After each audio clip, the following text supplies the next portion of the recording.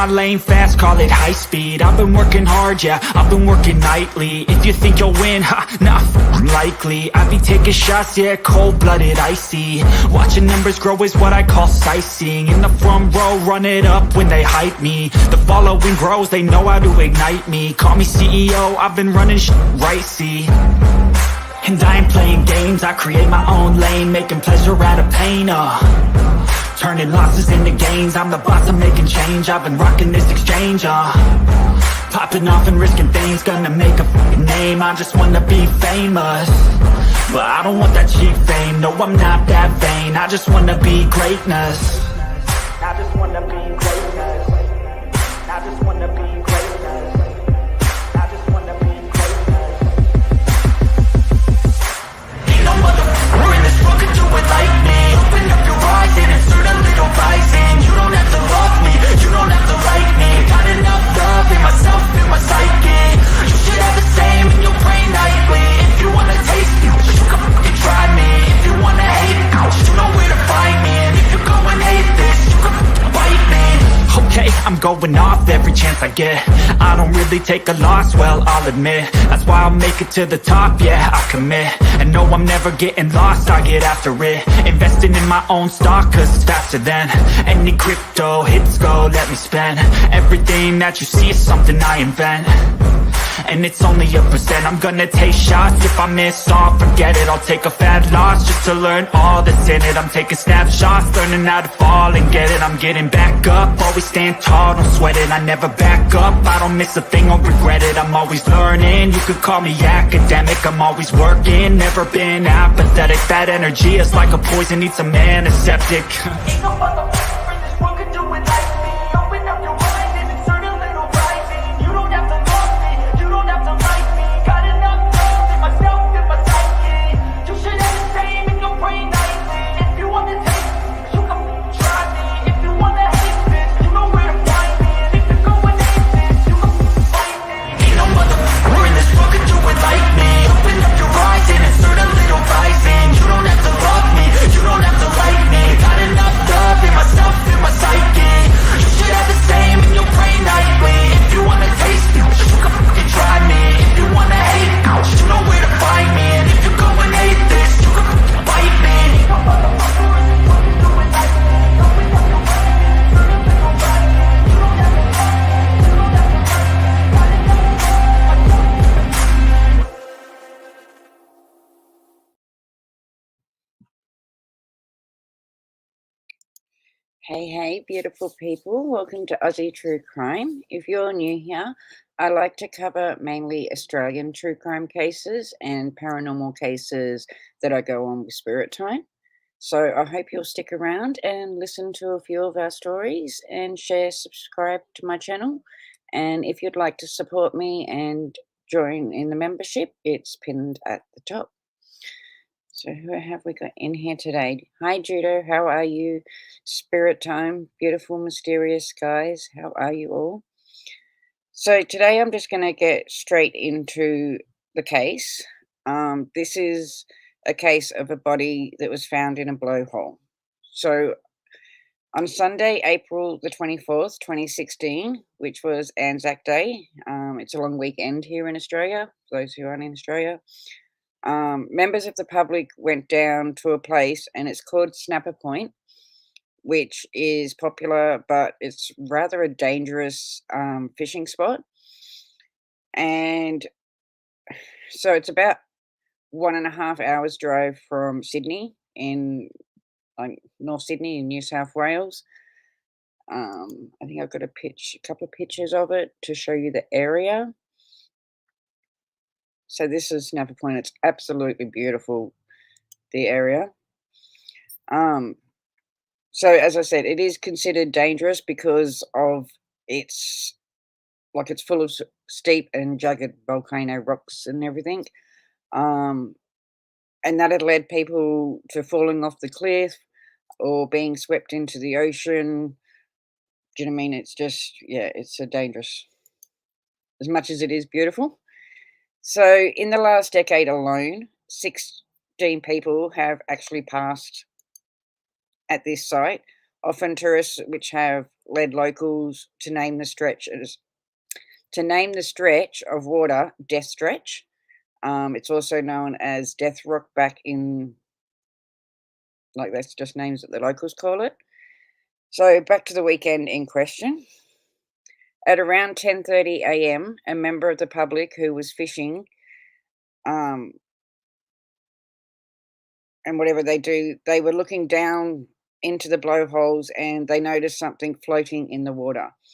Upon closer inspection, they realized that this object was a body, and thinking that it was simply just another victim of this named Death Stretch or Death Rock, they phoned the police to let them know what they had discovered. Um, it wasn't long before a helicopter turned up and paramedics to retrieve the body. Uh, but upon closer inspection of the body, police and paramedics very quickly realized that this was not simply another person who had fallen off the cliff face or into the water. I got another one of the rescue. This was somebody that had met a very gruesome end. The victim was a female and she was found naked. Her clothing were nowhere to be found in the area. She was also she had over 30 stab wounds to her body and her neck, as well as defensive wounds. Um, she was not able They were not able to find her clothes or anything that could help them identify who she was. So investigation started. They couldn't find anything that belonged to her. So they made a genital pic to help people. Hey, Lady Spitfire. Just to try and identify who this woman was, because no one knew who she was. So this is a picture that they came up with. They soon realized that the computer generated image to the public and got it out there in an effort to try and identify the mysterious woman. And the media soon dubbed her the Snapper Point Jane Doe. This victim was described as of Asian appearance and between 20 and 35 years of age, around 170 centimeters tall. She had a medium build and short length brown hair. She also had not been in the water for very long, meaning that she was likely someone had recently put her there. She might not have been missing or had a missing report at the time. So, do you mean it made it a little bit harder for them to try and find out any friends or relatives, especially with it being Anzac Day, a long weekend? So, do you mean people mightn't have noticed that she was missing? But it wasn't long before online users actually noticed similarities between someone who was missing in Sydney and the Snapper Point Jane Doe. By the following Friday, police had confirmed that the mysterious woman was a 25-year-old international Chinese student. Her name's 𝔬𝔬𝔯𝔦𝔯𝔬𝔱 Long, but in Australia she was known by Michelle, and that's what I'm going to call her for today's story. So her Chinese name was 𝔬𝔬𝔯𝔬𝔯𝔬𝔱 Long, but in Australia they usually go by different names, and it's just what she went by. The next picture is one of her. So this was her. Now, however, police were really baffled as to how Michelle had got to Snapper Point, because as I said, it was an hour and a half from Sydney where she had gone missing. She actually lived in a suburb called Kempsey in Sydney, which was about 100-kilometre drive. So for Americans, I think it's about 62 miles to Snapper Point where she was found. And this wasn't an area that Michelle was known to frequent or have any connections to. However, it was very eerie coincidence that just 3 years earlier, Michelle had visited this spot and had taken a photo of the exact same blowhole in which her body was eventually to be found at. And she posted that picture on her Instagram. So it was quite eerie to see that, if she only knew how things were going to end up. Um, so, media reports in this case did suggest that Michelle had planned to meet up with a person that she had met online on the night that she had disappeared, but this was quickly debunked by the investigation. So, before we go any further into the case or the investigation, I want to tell you a little bit about Michelle. And as I mentioned, she was born and raised in China. Um, she had a very close bond with her mother, who was Mei Zhang, which only strengthened the untimely death that only strengthened on like when her father passed in an earthquake some years earlier. So she was really close to her mum. But in 2011, sorry, there's a motorbike outside. 2011, Michelle moved to Sydney, Australia to further her education and better her life. She studied business and economics in the University of Sydney, eventually graduating with a double degree. So she did quite well for herself. So Michelle was really one smart cookie. And when she began working, Michelle started sending money back to her family to support her family. So in Sydney, Michelle lived in an apartment block in Kempsey, as I mentioned, um, with her auntie and her uncle and her cousin. I have a photo. The next one's the three of them, I think. That's her graduation. So this is her auntie and her uncle with her.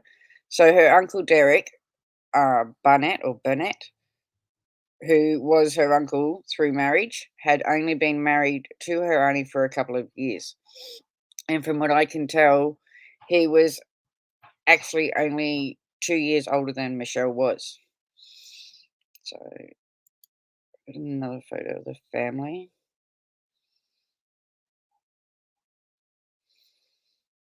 So, these are ones that lived in the unit with her. So, Derek was 27 and Michelle's auntie was 48 at the time.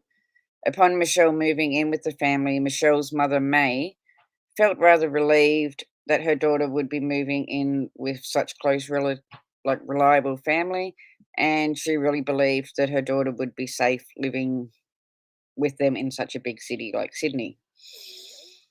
Um, I've got some of her Instagram. So to get a bit more of a look on into who Michelle was as a person, I had a bit of a scroll through her Instagram, which is still live and viewable. It's now one of the memorial accounts or like a remembrance account in Instagram. And I know that Instagram isn't as accurate representation of who we are, but somebody or who somebody is on like a surface level, but it has like it gives us a guess into saying what Michelle was into. I realized that she was a massive food, like she always took pictures of food. She loved food, both cooked and baked, as well as going out for meals with her friends. So there's a few more I've got just of her Instagram as well. She also seemed to be a lover of the beach and nature and animals. She definitely was not opposed to the odd selfie or two. In her bio, it read that it was simple to follow your heart. And looking at her photographs, I really do get the impressions that Michelle was somebody that enjoyed the simple pleasures in life. So let's skip ahead to the afternoon of Thursday, April 21st. And this is when Michelle told her friends that she'd been heading into the city for an afternoon of shopping, and that's exactly what she did. At 3 p.m., we can see Michelle on CCTV, like shopping at the Pit Mall in Maya, what's like a retail store here in Australia. Um, so this was the last day that she was seen with her and the thing. I think I've got one more of the CC. Yeah. But anyway, She then buys a juice and heads to St James train station with her shopping bags in her hand. She jumps on the train, arriving home back in Kempsey around 4:30. Um, they got that on the train station. So here she is going through the train station CCTV. It's like Big Brother's watching us everywhere, thank God. So from there, Michelle would have presumably walked home to her apartment block, but police weren't really sure if that's where she went or if she even made it home. However, friends did hear from her later that evening online, but lost all contact, and contact ended late on the Thursday evening. After that, Michelle was never seen or heard from again until her body was found on the Sunday morning. Um, the following day, her cousin, there's another one of Michelle. The following day, her cousin who lives in the apartments stopped by for about 3 hours and seen no sign of Michelle, although Michelle was not presumed to be missing at this point.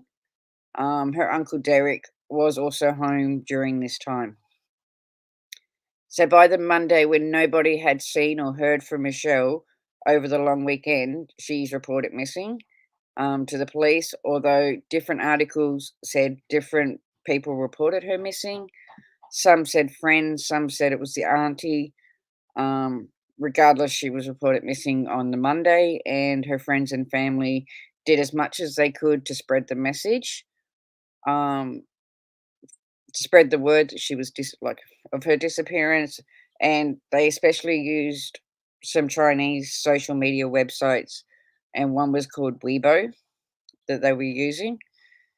So, by the way, this disappearance was very out of character for her friends and family. They would have been incredibly worried, which is why, as you would, of course, they were really trying to push the story to get it out there so that they could try and help find her. Um, they wanted as many people to help. I mean, just getting the word out there, as you could imagine. Um, and just wanted everyone to hear about the disappearance so that they could get it. So that's why they went and used Chinese websites as well. It was actually the users from one of the websites that the social media, as I said, Weibo, that made the connection between the Snapper Point, Jane Doe, and Michelle Leng. But this led us to asking what happened to Michelle between Thursday afternoon when she went shopping and Sunday morning when her body was found. Where did she go? What happened? Do you know what I mean? Who did she meet up with? She was a very smart woman. Somebody that didn't just go off with strangers or put herself in a situation where she could be in danger. And as far as people knew, she had no known enemies, although one theory going around at the time, and again came back from the social media site Weibo, was that perhaps it had been an Asian hate crime, and they actually warned fellow international students at the time to be extra careful on who they met up with and where they went, just in case it was. Oh, got another photo. So police, however, had other ideas. Um, and they were beginning to believe that whoever had hurt Michelle was much closer to home than they'd first thought. But we'll get back to that in just one second. Also, during this time, Michelle's mother, May, flies into Australia to speak at a press conference. And through a translator, she states, even today, I cannot accept the fact that she has left us and we are still in great suffering. It will never turn back to a time where May and I were living happily together. That's what the mum said. She was very distraught at the time, as you can guess. So this was her mother. And to add even further, to the tragedy, to even think that the family was currently going through what they're going through with the disappearance, Michelle's grandmother, who was apparently in perfectly good health upon hearing of her granddaughter's awful passing, she passed away as well. So that was really sad that they had to go through two tragedies at the same time. So, as in standard protocol, the police began looking into those that were closest to Michelle. Her auntie had a rock solid alibi. She was in the city of 𝔖𝔭𝔦𝔯𝔦𝔱. It's a little city south of Sydney, but she was there for work, which was a common occurrence for her. So again, she had a rock solid alibi. Her cousin who lived with Michelle and her auntie and uncle also had an alibi, which left police to look a bit closer at the Uncle Derek. He was the only one that didn't. Um,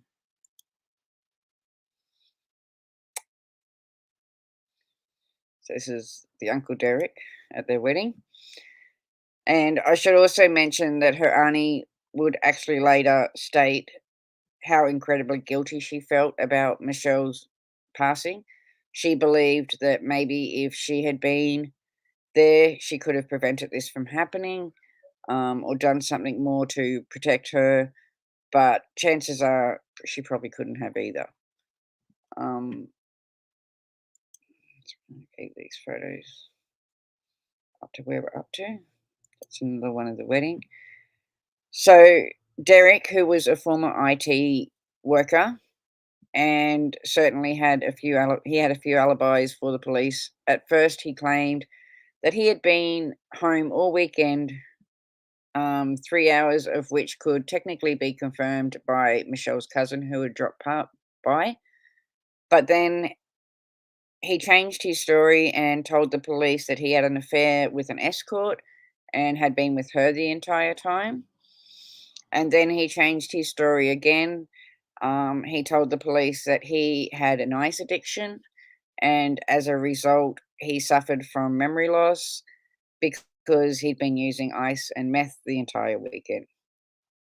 Unsurprisingly, the police thought that his stories were rather absurd and began looking a little closer into Derek, particularly looking closer at his phone and his phone locations on that weekend that Michelle had passed. So, upon checking these records, the police saw that on the morning Michelle's body was found, um, just 25 minutes before it was found, in fact, Derek's phone had pinged at a place called DOXING, which was located just 18 minutes or about 6 miles from Snapper Point, where Michelle was found. So I did get a map just to show you how close they were together. So this is DOXING to the Snapper Point. The one near the edge, obviously, is Snapper Point. Police did also come to learn that Derek was from this area. He was from a town called Gwenda, meaning that he was a very aware of the existence of the Blowhole and Snapper Point and what it was known for. Um,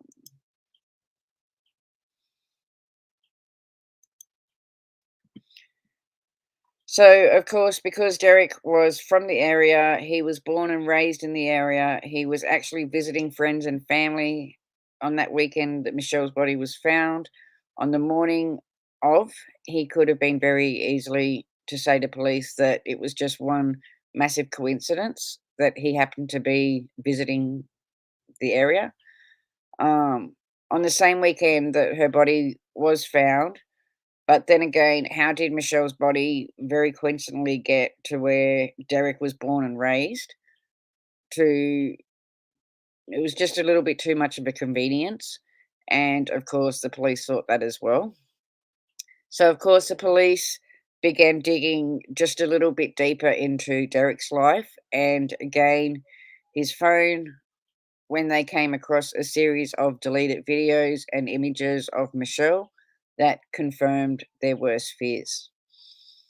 And I'm gonna put a trigger warning out. Do you mean there I am talking now gonna be talking about sexual assault? Of course, I'm not going to go into epic details, but it is something that is mentioned.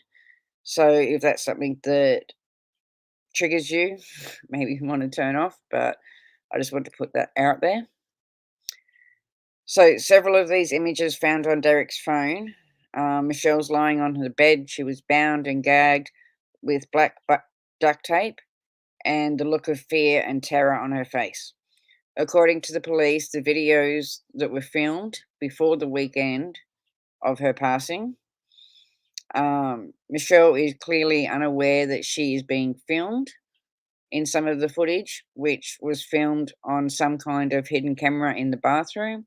It shows Michelle going into the bathroom, getting undressed, and having a shower.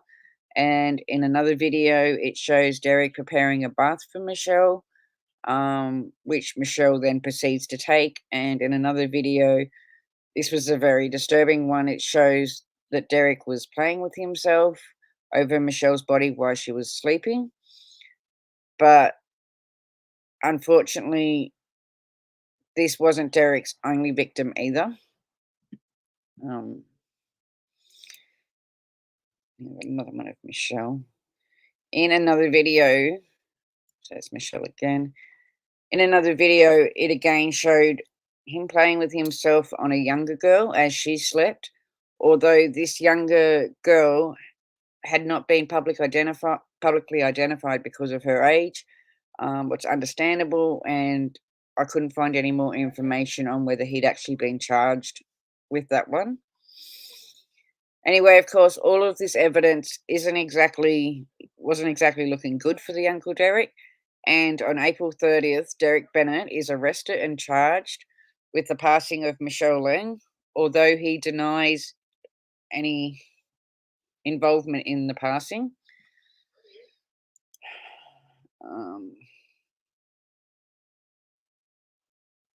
So this is when he was arrested. And I do just have to read you this statement from his lawyer about regarding his bail application and place of incarceration, because it's beyond laughable. It really is. His lawyer stated, "It's a terrible place to be incarcerated, and I can only hope that he'll be moved in the very near future. I'll be making a bail application in the not so distant future." Obviously, he's very upset and shocked. Do you mean, I really don't know what to even say to that? Like, do you mean he's shocked and upset? Are you kidding me? So let's briefly go over what the police believed happened between Thursday and the Sunday of the weekend when they found Michelle. I'll take him off. There's another one of the family. So this is a family again. So sometime late on Thursday evening, April 21st, Derek unexpectedly enters Michelle's upstairs bedroom, forcing her to strip naked. He then bound and gagged her, shoved her a white cloth in her mouth to prevent her from screaming. He then continued to take a series of incredibly inappropriate photos and videos of Michelle, and that's how they found them. The following day, Michelle's cousin came over, as I had stated before, for about 3 hours, and she said that Derek was in the bathroom with the shower running for the entire visit. For 3 hours, what is really weird. She said that she did at one point knock on the door to get some shampoo out of the bathroom, and he handed it to her through the door. Again, she saw no sign of Michelle, and of course, all the while she was visiting, she had no idea that her cousin was being kept captive upstairs.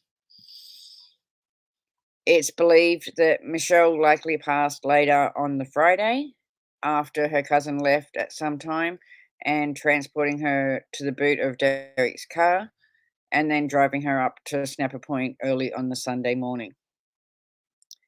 So the final piece of evidence tying Derek to Michelle's passing was the CCTV footage of his car driving into 𝔭𝔦𝔯𝔦𝔱 National Park at about 7 a.m. on the morning her body was found. And of course, this national park is where Snapper Point is located. At the trial, Derek pleaded guilty to the passing, as well as multiple other charges, including detaining for advantage, committing acts of indecency, and filming private parts without consent.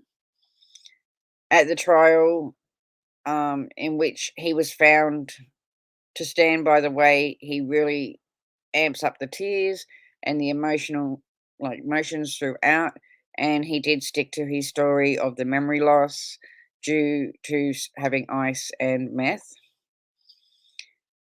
He claims that over the Australian day-long weekend, he had been using the ice the entire time, could barely remember any of his actions, although he claimed that he was incredibly remorseful for anything that he may have done while under the influence, and in response to his excuse, Justice Helen Wilson stated that in her 30 years as a criminal lawyer, I have never seen like someone with meth addicts use this as an excuse, which honestly is kind of a bit of a burn. So well done, Justice Wilson.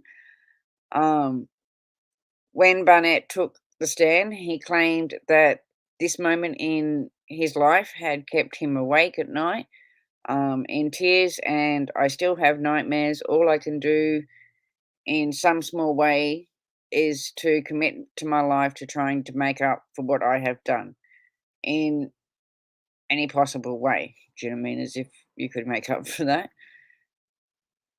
He even wrote a letter apologizing to Michelle's mum, who really pushed home his point of feeling super remorseful. Thankfully, Justice Wilson saw straight through all of this. His little act of labeling his crime as extremely violent and brutal that streamed from being a sexual predator with his victim. He was eventually found guilty and sentenced to 46 years in prison, which is a pretty good sentence in Australia. It was a non-parole period of 34 years, although this is not quite where the story ended. As far as the sentencing and the crimes go, but we're going to get back to that in a minute. But he did, of course, appeal everything, and they always do, but it was denied. Um, but this is where I found it really weird because it has a strange turn of events. So several years after he'd been convicted and he was in jail, some mystery evidence would very bizarrely show up in a very strange place. And that would show the full extent of what Derek had done in his crimes, extremely how sexual it was, and what exactly had happened to Michelle Leng and what she'd suffered in her final hours. So in 2019, a daughter was visiting her mother, who was elderly and suffered from dementia, in her home in Strathfield, which is another suburb in Sydney, when she noticed her mother was clutching a small object in her hand. Now, upon further inspection, she noticed that the object was a USB stick, and she asked her mother what was it and where did it come from. Her mother actually had no idea um, what she had, or do you mean what was on it? She thought it was a toy. So, of course, out of curiosity, the daughter plugged in the USB stick into a computer to see what was on it and to try and figure out where it came from. And what she saw in the USB stick sickened her to the stomach, and she immediately contacted the police. Contained on the USB stick were 9 videos, um, running for a total of about an hour in length, and 13 photographs showing the full extent of what, like, the assault that had happened on Michelle and what she'd been through just before her passing. And of course, this evidence of the assault wasn't, I mean, they didn't have that when they charged him previously, but although they highly suspected it, I mean, this was sort of what brought it home that that's exactly what happened. Unfortunately, they couldn't prove anything before, because of the state of Michelle's body and what the water had done to it. And even the videos and photographs that they had identified didn't actually prove anything until they got this USB stick. Now, again, of course, I'm not going to go into graphic detail about what was on the USB stick, but it does show Derek entering Michelle's bedroom and the look of confusion on her face as he entered. It also showed him, and what he did was bounding her and gagging her. It showed him rearranging and positioning Michelle on her bed, pretty much just throwing her around like a rag doll. And of course, the videos do show the assault, and what they also do show is the look of absolute fear and terror that Michelle had gone through before her passing. And we can also see, or not, but the police also saw that Derek was sickly enjoying what he'd done, by the looks on his faces in these videos, and that he was claiming to be high on ice, but he didn't appear to be acting like that in the videos either. I've got another one of her. So he really was just one sick individual that was taking a sheer enjoyment of torturing a family member, a young girl that was saying and asking him to stop. He wasn't listening to that. So, how did this USB stick come into the possession of the elderly woman? It is still a mystery, because to this day, she had no connection to Michelle or to Derek. She didn't particularly live close to where they were living. She lived probably about 6 kilometers, so probably about 4 miles from Campsie. So it's really, I mean, it's just strange on how she got hold of this USB stick. Anyway, with the new evidence that they now had with the USB stick, they added 9 new sexual offence charges to Derek's crimes and 20 more years to his sentence. However, this was to be served concurrently, meaning that he was now to do 46 years of his original sentence, which would not change, but the parole period did change slightly from 34 years to 36 and a half years. Justice Wilson did state that in regards to the change, that had she known the full extent of the crimes and had all of this with the USB stick to have all of the evidence at the original trial, that she would have sentenced him to life without parole.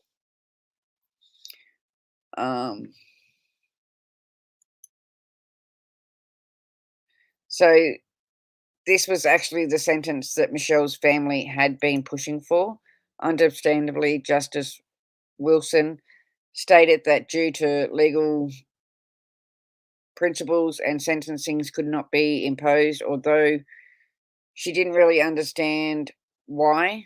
But then again, I'm not a lawyer, so I don't understand why they couldn't just add it on. But Derek Bennett would be eligible for parole in 2052. I think one of the most tragic things to come out of the case is the fact that Michelle left her mum, who she was incredibly close to in China, moved to Australia for a better life. Yet when she got here, this twisted man somehow, do you mean that they considered family, done this to her? Someone that she would have been able to trust or thought she could trust became obsessed with her, to the point that he assaulted her and made her pass and then threw her away like a piece of rubbish. So my heart truly breaks for the friends and family of Michelle. And I mean, she just seemed like an incredibly sweet girl from everything that I looked into. So it's just really sad that this is how it all ended. Um, so I do want to thank everyone for listening to Michelle's story. I know this wasn't a long one, but it's one that I wanted to tell because it just sort of really took to my heart. Um, but yeah, just if you're listening in the replay, just put your comments down below because I love reading them. But yeah, thanks for listening to her story. And what do you mean it was just something I had to share this one? But I'll see you all next time.